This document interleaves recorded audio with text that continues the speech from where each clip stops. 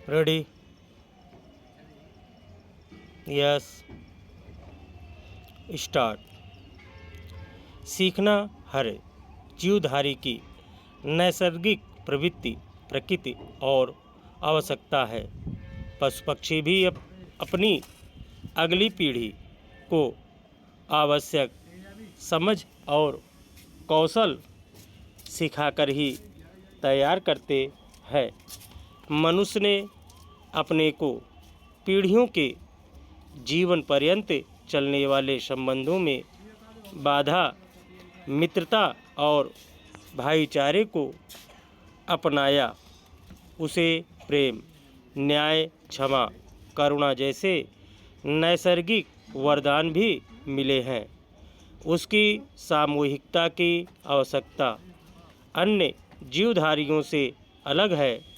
मनुष्य और पशु पक्षियों में एक अत्यंत महत्वपूर्ण समानता से सभी परिचित है।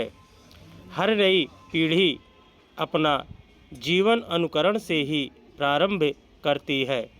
अंतर भी अनेक है। मनुष्य के पास विचारों, संकल्पना की शक्ति है।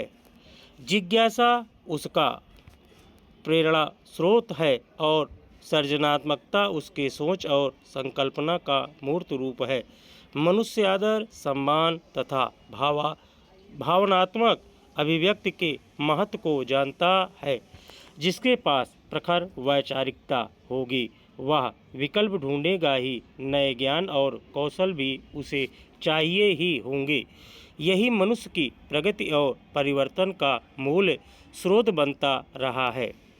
गांधी जी का अनुसरण करने वाले करोड़ों लोग आगे आए। स्वतंत्रता के लिए बलिदान करने में हिचके नहीं। इस आंदोलन में कितने ही अन्य अनुकरणीय व्यक्ति कुंदन बन कर निकले। किसी भी चर्चा में बहुधा यह व्यक्त किया जाता है कि भारत की स्वतंत्रता संग्राम को नेतृत्व देने वाली पीढ़ी अद्भुत थी। वैसे व्यक्तित्व के लोग इतनी बड़ी संख्या में अब दिखाई नहीं देते हैं।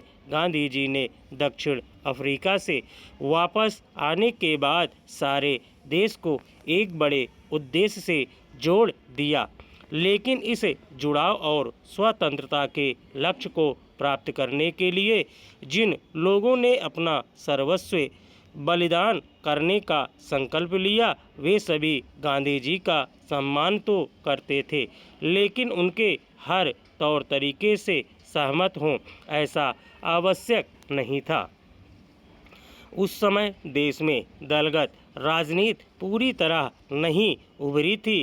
वैचारिकता अलग अलग थी, तरीके अलग अलग अपनाए गए, लेकिन एक दूसरे के प्रति सम्मान और आदर तथा शालीनतापूर्ण व्यवहार किसी ने छोड़ा नहीं। जब महात्मा गांधी के असहयोग के कारण नेताजी सुभाष चंद्र बोस के लिए कांग्रेस अध्यक्ष के रूप में कार्य करना असंभव हो गया तो उन्होंने त्यागपत्र दे दिया।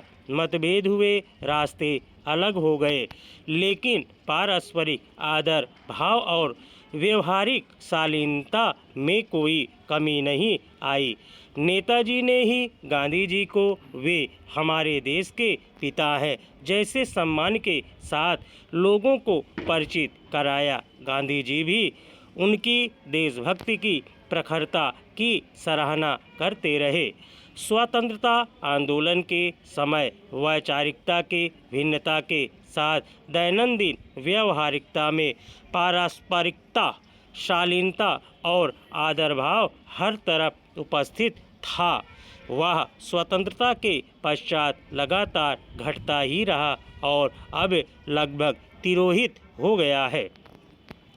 देश के स्कूल, महाविद्यालय और विश्वविद्यालय इससे चिंतित क्यों नहीं है? लोकतंत्र में चयनित जनप्रतिनिधियों के बीच जो मानवीय संबंधों की व्यवहारिकता देश के समक्ष आएगी उसका अनुगमन तो नई पीढ़ी अवश्य करना चाहेगी।